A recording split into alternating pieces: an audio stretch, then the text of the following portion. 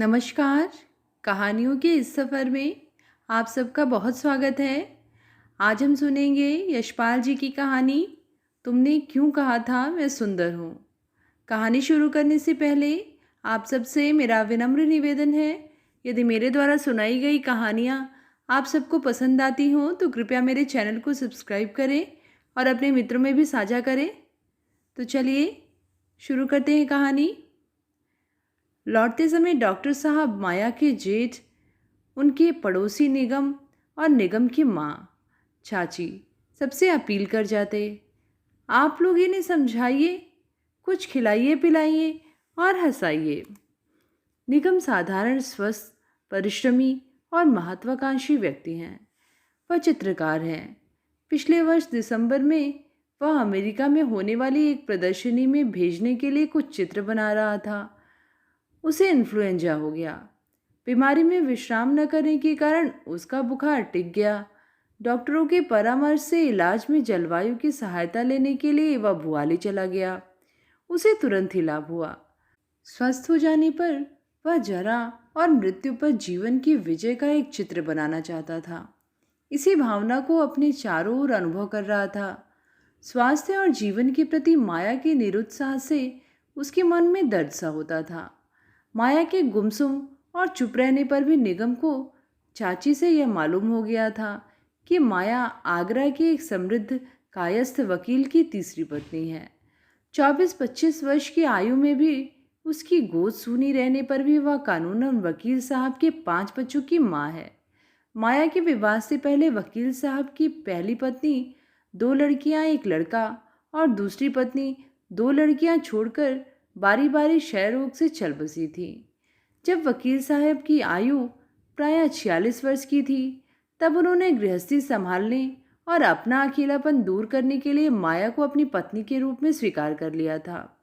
माया के 20 वर्ष की हो जाने तक भी उसके पिता को लड़की के लिए कोई अच्छा वर न मिला था। शायद वह वकील साहब की दूसरी पत्नी की मृत्यु की ही प्रतीक्षा कर रहे थे। माया अपने जीवन का क्या भवितव्य समझ बैठी है, यह अनुमान कर लेना निगम के लिए कठिन न था। उसका मन सहानुभूति से माया की ओर झुक गया। एक भरे यौवन का यूं बर्बाद हो जाना उसे अन्याय जान पड़ रहा था। माया के लिए भरे यौवन शब्द का प्रयोग केवल सहानुभूति से ही किया जा सकता था।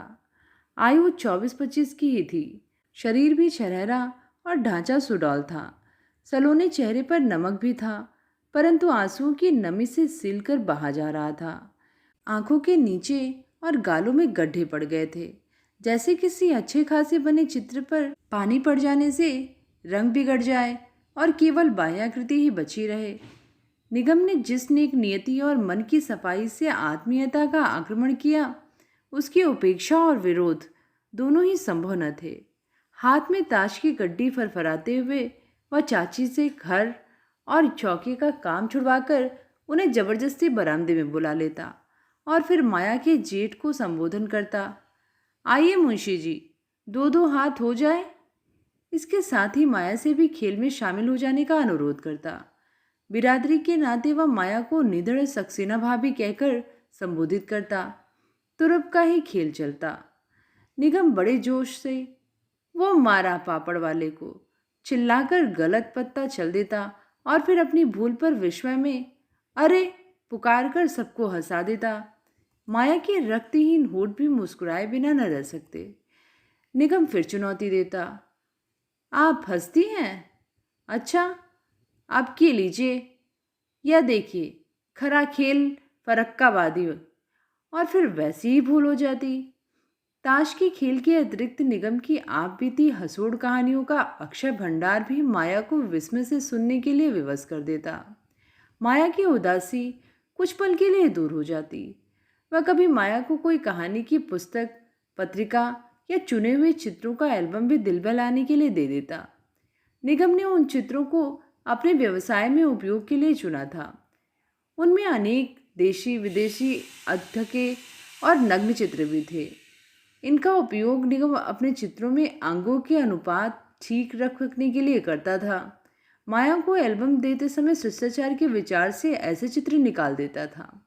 निगम की सहृदयता के प्रभाव से माया की चुप्पी कुछ कुछ हिलने लगी थी, पर वैसे ही जैसे बहुत दिन से उपयोग में न आने वाले तालाब पर जमी मोटी काई वायु के झोंके से फट तो जाती है, परंतु तुरंत ही मिल भी जाती है। माया पुस्तकों या पत्रिकाओं को कितना पढ़ती और समझती थी, इस विषय की कभी चर्चा न होती। हाँ, जब निगम बंगले के आंगन से दिखाई देने वाले दृश्यों के माया के सामने खिंचे हुए फोटो माया को दिखाता, तो स्तुति की एक मुस्कुराहट जरूर माया के होठों पर आ जाती और वह दो चार शब्दों में फोटो की प्रशंसा भी कर देती। माया को उत्साहित करने के लिए निगम कहता, आप भी सीख लीजिए ना फोटो बनाना, बड़ा आसान है, कुछ करना थोड़े ही होता है, बस कैमरा खोलना और बंद करना, तस्वीर तो आपसे आप बन जाती है। क्या करूंगी, मुझे क्या करना है, माया टाल देती। निगम उसे जीवन के प्रति उदास न होने की नसीहत करने लगता। उस बात से जान बचाने के लिए माया कोई दूसरी बात करने लगती। यह मेरा नौकर बाजार जाता है तो वहीं सो जाता है, देखिए शायद आ गया हो। ऐसे ही एक दिन निगम माया को नए फोटो दिखा रहा था और समझा रहा था, जो आदमी कुछ करता रहता है वह उदास नहीं रहता। माया कह बैठी, अच्छा, हमारा एक फोटो बना दीजिए। जरूर, निगम ने उत्साह से उत्तर दिया। जब कहिए। अरे जब हो, चाहे अभी बना दीजिए। अवसर की बात, उस समय निगम के पास फिल्म समाप्त हो चुकी थी।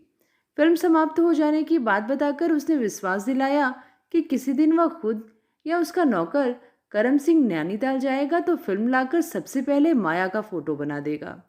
माया का फोटो बना देने की बात होने के चौथे या पांचवें दिन करम सिंह कुछ सामान लेने नैनीताल गया था। लगभग दिन डूबने के समय लौटकर करम सिंह सामान और बचे हुए पैसे निगम को सहेज रहा था। माया ने आकर पूछ लिया, भाई साहब, फिल्म मंगवा लिया है? हाँ हाँ, क्यों नहीं। फिल्म की बाबत भूल जाने की बात निगम स्वीकार न कर सका। क्यों, क्या फोटो अभी खिंचवाएंगी? उससे उत्साह प्रकट किया। अभी बना दीजिए। माया को भी ऐतराज न था। मुंशी जी को बुला लें? निगम ने सोचकर कहा। वह बाजार गए हैं, देर से लौटेंगे। आप भी तो कपड़े बदलेंगी, तब तक रोशनी कम हो जाएगी। निगम ने दूसरा बहाना सोचा। कपड़ों से क्या है? उपेक्षा से माया ने उत्तर दिया। कपड़ा दिखाकर क्या करना है, ठीक तो है। कोई और बहाना सोचते हुए निगम कैमरे में फिल्म लगा लाने के लिए भीतर चला गया। फोटो के सामान की अलमारी के सामने खड़ा वह सोच रहा था, माया का मन रखने के लिए बोले हुए झूठ को वह कैसे निभाए। उसकी उंगलियां उन चित्रों को पलट रही थीं जिन्हें उसने एल्बम में से माया को दिखाने से पहले निकाल लिया था। मन में एक बात कौध कर उसके होठों पर मुस्कान आ गई। कैमरे में फिल्म की जगह पर समा सकने लायक एक फोटो उसने चुन लिया। 2 मिनट के बाद निगम कैमरे को तैयार हालत में लिए बाहर आ गया। लीजिए, कैमरा तो तैयार है, उसने माया को संबोधित किया। अच्छा, माया भी तैयार थी। साड़ी नहीं बदली आपने? निगम ने पूछा। ठीक है, क्या ज़रूरत है? आप कहती हैं ना, साड़ी की तस्वीर थोड़ी ही बनवानी है। निगम मुस्कुराया। हाँ, साड़ी से क्या होगा, जैसी हूँ वैसी ही रहूँगी। आपके बैठने के लिए कुर्सी लाऊं? ना, ऐसे ही ठीक है, जैसे मैं कहूँ बैठ जाइए। अच्छा, बरामदे में सामने से रोशनी आ रही है, यहाँ फर्श पर बैठ जाइए। दाई बांह की टेक ले लीजिए, बाई बांह को सामने गोद में रहने दीजिए। गर्दन जरा ऊंची रखिए। हाँ, सिर उधर कर लीजिए, जैसे उस पेड़ की चोटी पर देख रही हो। हाँ। माया निगम के निर्देशानुसार बैठ गई। निगम ने चेतावनी दी, अब आधा मिनट बिल्कुल हिलिएगा नहीं। वह स्वयं 2 गज पड़े फर्श पर उकड़ू बैठकर कैमरे को माया की ओर साध रहा था। कैमरे की आंख खुलने का और बंद होने का टिक शब्द हुआ। थैंक यू, बस हो गया, निगम ने हंसकर कहा। जाने कैसी बनेगी, माया फर्श से उठती हुई बोली। अभी मालूम हो जाएगा, निगम ने तटस्थता से उत्तर दिया। अभी कैसे? माया ने विस्मय प्रकट किया। 1-2 मिनट तो लगते हैं बनने में। हाँ, ऐसे कैमरे और फिल्म भी होते हैं। निगम ने स्वीकार किया और बताया, यह दूसरी तरह का कैमरा है। यह कैसा है? माया का विस्मय बढ़ा। इस कैमरे में फोटो 5 मिनट में अपने आप तैयार हो जाती है। निगम ने समझाया और अपनी कलाई पर घड़ी की ओर देखकर बोला, अभी 2 मिनट ही हुए हैं। शेष 3 मिनट माया उत्सुकता से प्रतीक्षा करती रही। 2 मिनट और गुजर जाने पर निगम ने ठिठक कर कहा, आधा मिनट और ठहर जाना अच्छा है। जल्दी करने से फोटो को कभी कभी हवा लग जाती है। माया उत्सुकता से अपलक कैमरे की ओर देखती रही। निगम कैमरे को ऐसी बेबाकी से माया की आंखों के सामने खोलने लगा कि संदेह का कोई अवसर ही न रहे। जैसे जादूगर दर्शकों के सामने झाड़कर लपेटे रुमाल में से अद्भुत वस्तु निकालते समय आहिस्ते आहिस्ते दिखा दिखा कर तह खोलता है। कैमरे का पिछला हिस्सा खुला। फोटो की सफ़ेद पीठ दिखाई दी। निगम ने फोटो को स्वयं देखे बिना माया की ओर बढ़ा दिया।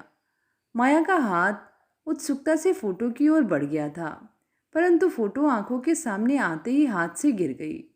आंखें झपक गईं और शरीर में थोड़ा बहुत जो भी रक्त था पीले चेहरे पर खिंचाया।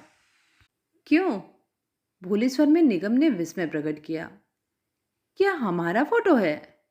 माया आंखें न उठा सकी, परंतु होठों पर आई मुस्कान भी छिपी न रही। निगम ने आरोप का विरोध किया, आपके सामने ही तो फोटो लेकर कैमरा खोला है, इसमें हमारे कपड़े कहाँ हैं? तनिक आंख उठाकर माया ने साहस किया। फोटो में माया की तरह छलहरे शरीर परंतु बहुत सुंदर अनुपात के अवयव की निरावरण युवती दाईं बां का सहारा लिए एक चट्टान पर बैठी कहीं दूर देख रही थी। आपने ही तो कहा था, निगम ने सफाई दी, कि कपड़ों की फोटो थोड़ी ही खिंचवानी है। ऐसा भी कहीं होता है?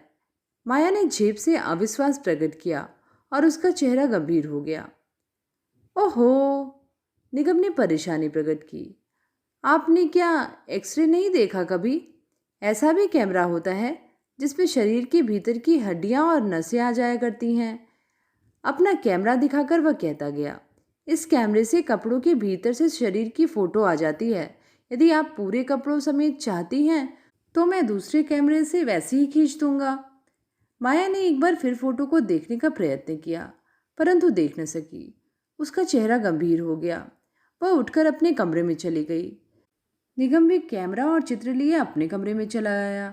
कुछ देर बाद वह चिंता में सिर झुकाए पछताने लगा। यह क्या कर बैठा? माया हंसने की अपेक्षा चिढ़ गई, नाराज हो गई। कहीं चाची से शिकायत न कर दे। शिकायत कर सकती है या नहीं? रात में नींद आ जाने तक यही विचार निगम को विक्षिप्त किए रहा और इस परेशानी के कारण नींद भी जल्दी न आई। अगले दिन निगम का पश्चाताप और चिंता बढ़ी। माया की नाराजगी अब साफ ही थी। प्रातः सूर्योदय के समय माया कुछ क्षण के लिए धूप में आती थी और निगम से नमस्कार और कुशलक्षेम हो जाती थी। उस दिन माया दिखाई नहीं दी। निगम क्या करता? तीर कमान से निकल चुका था। वह केवल अपनों को ही समझ सकता था और उसकी नीयत खराब न थी। उसने केवल हंसी की थी। हंसी दूर तक चली गई। पश्चाताप के कारण निगम स्वयं ही चुप हो गया। उसकी चुप्पी चाची से छिपी न रह सकी। उन्होंने पूछा, जी तो अच्छा है? निगम ने एक किताब में ध्यान लग जाने का बहाना कर चाची को टाल दिया, परंतु उदासी न मिटा सका। यह किताब पढ़ने का बहाना किए 10 बजे तक अपने कमरे में लेटा रहा। कमरे के बाहर से आवाज़ सुनाई दी। सुनिए। आवाज़ पहचान कर निगम तड़प कर उठा। आइए। माया दरवाजे में आ गई। कलफ की हुई खूब सफ़ेद महीन धोती में से पीठ पर फैले गीले केश झटक रही थी। लज्जा से आंखों की मुस्कान छिपाते हुए बोली, भाई साहब, हमारा फोटो दीजिए। निगम के मन से पश्चाताप और दुश्चिंता ऐसे उड़ गई जैसे फूंक मारने से आईने पर पड़ी धूल उड़ जाती है। कल वाला? जैसे याद करने की चेष्टा करते हुए उसने पूछा। हाँ, माया ने हामी भरी। वह तो हमने अपने पास रखने के लिए बनाया है। निगम ने गंभीरता से विचार प्रकट किया। वाह, तस्वीर तो हमारी है। माया ने अधिकार प्रकट किया। आपकी है? कल आप कह रही थी कि तस्वीर आपकी नहीं है। दीजिए, आपने ही तो खींची है। माया ने आग्रह किया। उसकी आंखों में चमक थी और स्वर में कुछ मचल। अच्छा, ले लीजिए। निगम ने पराजय स्वीकार कर ली और तस्वीर मेज पर से उठाकर माया की ओर बढ़ा दी। माया ने 2-3 सेकंड तक तस्वीर को तिरछी निगाहों से देखा और फिर लज्जा का विरोध किया। हमारी नहीं है तस्वीर। अभी आप मान रही थी। निगम ने उलझन प्रकट की। क्यों? यह तो बहुत अच्छी है। मैं ऐसी कहाँ हूँ? माया की आंखें झुक गईं और चेहरे पर लाली चढ़ गई। माया के नए धुले केशों से सुगंधित साबुन से सद्य स्नान की सुवास आ रही थी। अपने रक्त में झंझनाहट अनुभव करके भी निगम ने कह दिया, है तो, नहीं तो तस्वीर कैसे सुंदर होती। सच कहते हैं? माया ने निगम की आंखों में सच्चाई भांपने के लिए देखा। हाँ, बिल्कुल सच। निगम को माया की लज्जा और पुलक से अद्भुत रस मिल रहा था। माया फिर फोटो की ओर देखती रही। इसे फाड़ दीजिए, आंखें चुराए उसने कहा। मैं तो इसे संभाल कर रखूंगा, निगम ने उत्तर दिया। लखनऊ जाने पर याद आने पर इसे देखूंगा। माया ने निगम की आंखों में देखना चाहा, पर देख न सकी। फोटो उसने ले लिया। आपको फिर दे दूंगी। फोटो को हाथ में और हाथ को धोती में छिपाए वह अपने कमरे में चली गई। माया के चले जाने पर निगम फिर लेट गया और सोचने लगा। 7-5 मिनट के बाद कहाँ से कहाँ बात पहुँच गई। जीवन का बिल्कुल दूसरा दृश्य सामने आ गया। अब तक निगम और माया में जो भी बात होती सभी के सामने और खूब ऊंचे स्वर में होती थी, परंतु अब अकेले में करने लायक बात भी हो गई। असाधारण और विशेष में ही तो सुख होता है। जिसे पाने में कठिनाई हो वही पाने की इच्छा होती है।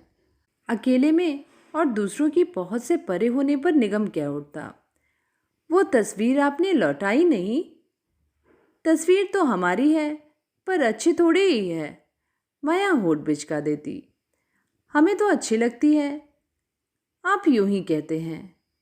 अच्छा, किसी और को दिखाकर पूछ लो। धत, क्यों? शर्म नहीं आती ऐसी तस्वीर? माया प्यार का क्रोध दिखाती है। निगम की नस नस में बिजली दौड़ जाती है। उसे माया के व्यवहार में परिवर्तन दिखाई दे रहा था। अब माया की आंखें दूसरी आंखों से बचकर निगम को ढूंढती। अवसर की खोज के लिए एक चुस्ती सी उसमें आ गई। यह परिवर्तन केवल निगम को ही नहीं, चाची और मुंशीजो को भी दिखाई देने लगा था। और इस परिवर्तन का अकाट्य प्रमाण था डॉक्टर साहब का मरीजों को तोलने वाला तराजू।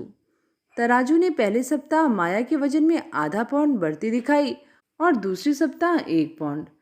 अब माया चाची के साथ, निगम के साथ होते हुए भी कुछ दूर घूमने जाने लगी। घूमते समय ताश खेलते हुए अथवा बरामदे में चहलकदमी करते समय निगम से एक बात कर सकने और आंखें चार कर सकने के अवसर खोजने के लिए माया के मस्तिष्क और शरीर में सदा रहस्य और तत्परता बनी रहती। जुलाई का तीसरा सप्ताह आ गया था। भुआली निरंतर वर्षा से भींगी रहती। बादल, कोहरा और धुंध घरों में घुस जाते। सीलन और सर्दी से चाची जोड़ों में दर्द की शिकायत करने लगी। मुंशी जी को भी दमे के दौरे अधिक लाने लगे। बहुत से बीमार वर्षा से घबराकर घर चले गए। निगम और माया के बंगले से प्रायः 100 गज ऊपर का बड़ा पीला बंगला और बाईं ओर के बंगले खाली हो गए। डॉक्टर की राय थी कि निगम अभी लखनऊ की गर्मी में न जाए तो अच्छा ही है, और माया को भी तो अभी रहने ही चाहिए।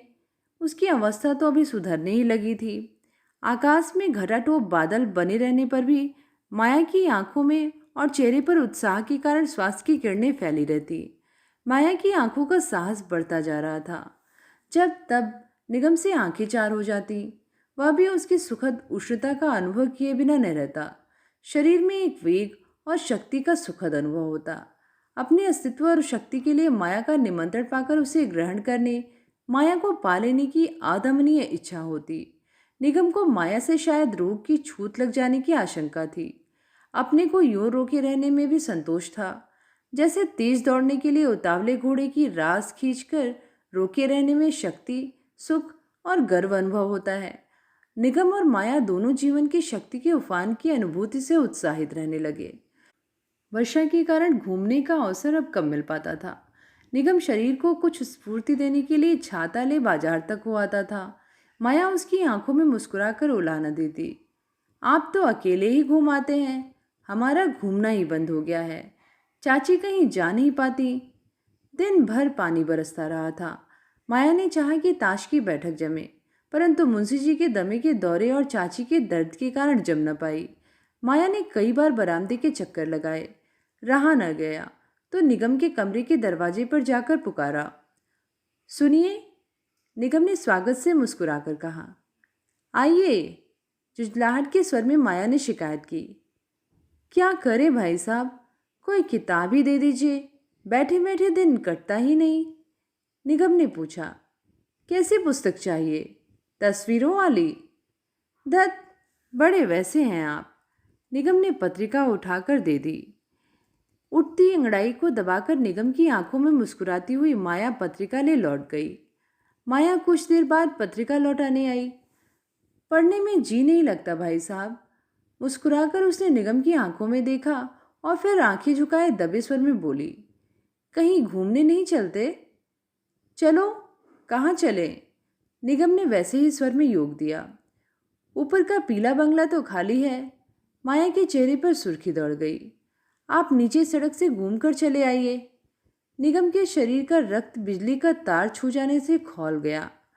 इच्छा हुई समीप खड़ी माया को बाहों में ले ले, परंतु मस्तिष्क में रोग की संभावना और औचित्य का भी ख्याल आ गया। वह ठिठक गया, परंतु स्त्री के सामने कायरता न दिखाने के लिए तत्परता से बोला, अच्छा। इस लुका छिपी में उसे भी रोमांच का अनुभव होता था। उसमें हरज क्या था? बादल घिरे हुए थे। निगम ने छतरी हाथ में ले ली और रसोई में बैठी चाची को पुकार कर कह दिया, जरा बाजार तक घुमाऊं? निगम अपने बंगले से सड़क पर उतर गया और घूमकर ऊपर के पीले बंगले की ओर चढ़ गया। बंगले के अहाते में लिली के फूल खूब खिले हुए थे। इससे कुछ दिन पहले बंगले में किराएदार के रहते समय भी शाम को कुछ दूर घूमने जाकर लौटते समय निगम, चाची और माया इस ओर होकर जा चुके थे। पड़ोसियों के स्वास्थ्य के लिए शुभकामना करके निगम वहां से फूल भी ले आता था। अब बंगला सूना था। बंगले के पिछवाड़े जरा नीचे माली और नौकरों के लिए बनी छोटी छोटी झोपड़ियों से धुआं उठ रहा था। माली संध्या का खाना बना रहा होगा। चढ़ाई चढ़ते समय दम फूल जाने के कारण सांस लेने के लिए खड़े होकर निगम ने घूमकर पीछे की ओर देखा कि माया आती होगी। माया के साहस भरे प्रस्ताव से उसका रोम रोम सिहर रहा था। पगडंडी पर कुछ दिखाई न दिया। भीगी घास पर बादल का एक टुकड़ा मचलकर बैठ गया था और नीचे कुछ दिखाई न दे रहा था।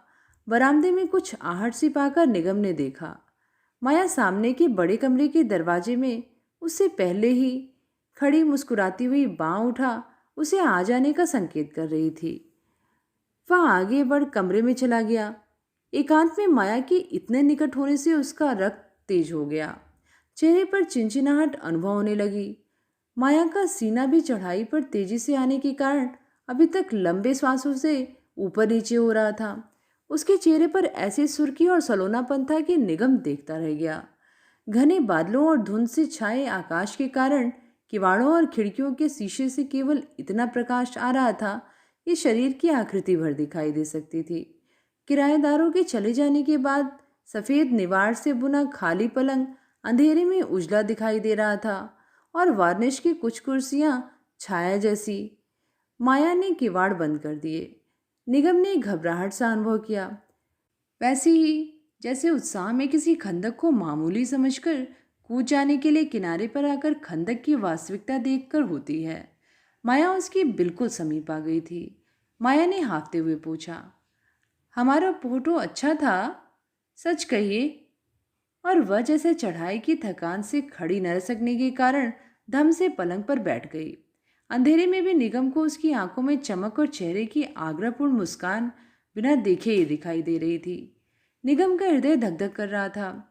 गले में उठाए आवेग को निगलकर और समझने के लिए उसने उत्तर दिया, है तो झूठ। अब देखिए। पांव पलंग पर समेटते हुए और पलंग के बीच सरक कर माया ने हाँफते हुए रुधे हुए स्वर में आग्रह किया। उसकी साड़ी का एक छोर कंधे से पलंग पर गिर गया था। अपने हाथ में लिया वह फोटो पलंग पर निगम के सामने डालते हुए उसने आग्रह किया। ऐसा कहाँ है? कब देखा आपने? निगम के सिर में रक्त के हथौड़े की छोटी सी अनुभव हो रही थी। उसके शरीर के सब स्नायु तन गए। यहाँ आओ, व्याकुलता से मचलकर माया ने निगम को पुकारा। माया अपनी कुर्ती को खोल देने के लिए खींच रही थी। काजों में फंसे बटन खींचे जा रहे थे और उसके स्तन चोंच उठाए तीतरों की तरह कुर्ती को फाड़ देना चाहते थे। बहुत जोर से दिए गए धक्के के कारण पांव जमाने का प्रयत्न कर निगम ने कड़े स्वर में उत्तर दिया, पागल हो? होश करो। माया का चेहरा तमतमा उठा। पिघली हुई आंखें पथरा गईं और गर्दन क्रोध में तन गई। श्वास और भी गहरा और तेज हो गया। आधा क्षण स्तब्ध रहकर क्रोध से निगम को घूर कर कड़े स्वर में बोली, तो तुमने क्यों कहा था मैं सुंदर हूं?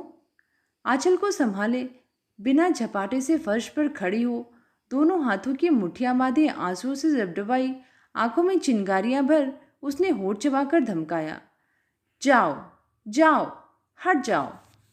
निगम के पांव तले से धरती निकल गई। एक कपकपी सी आ गई। अवाक रह गया। माया फिर पलंग पर गिर पड़ी। अपना सिर बाहों में छिपा औंधे मुंह लेट गई। उसकी पीठ बहुत जोर से रुलाई से हिल रही थी। निगम एक क्षण उसकी ओर देखता खड़ा रहा और फिर किवाड़ खोलकर तेज कदमों से चला गया। निगम अगले दिन चाची के दर्द की चिंता से लखनऊ लौट गया। माया का ज्वर बढ़ने लगा। डॉक्टर ने सप्ताह भर उसके स्वास्थ्य में सुधार हो सकने की प्रतीक्षा की और फिर फैसला दे दिया। बरसात की सर्दी और सील आपको वाकिफ नहीं बैठ रही। आप आगरा लौट जाइए। तो ये थी कहानी, तुमने क्यों कहा था मैं सुंदर हूँ। कहानी आप सबको कैसी लगी नीचे कमेंट में लिख के ज़रूर बताइएगा। आगे भी ऐसी ही कहानियाँ सुनते रहने के लिए चैनल को ज़रूर सब्सक्राइब करें। फिर मिलेंगे एक नई कहानी के साथ। धन्यवाद।